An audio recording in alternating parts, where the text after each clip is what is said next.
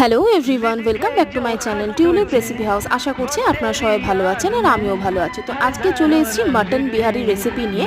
তার জন্য কিছুই না, আমি মাটনটাকে 1 চামচ সস, কিছু কোচানো পেঁয়াজ, একটু ধনে গুঁড়ো, একটু জিরে গুঁড়ো, লাল লঙ্কার গুঁড়ো, সঙ্গে নুন আর গরম করে নেওয়া একটু সর্ষের তেল, সব কিছু দিয়ে আমি 1 ঘন্টা ম্যারিনেট করে রেখেছিলাম। বাকিটা দেখতে থাকুন। আর হ্যাঁ, পরিবেশন করার আগে একটু সানরাইজ মিট মশলা অ্যাড করে পরিবেশন করবেন। ভালো লাগলে সাবস্ক্রাইব, লাইক, শেয়ার করবেন। And thanks for watching.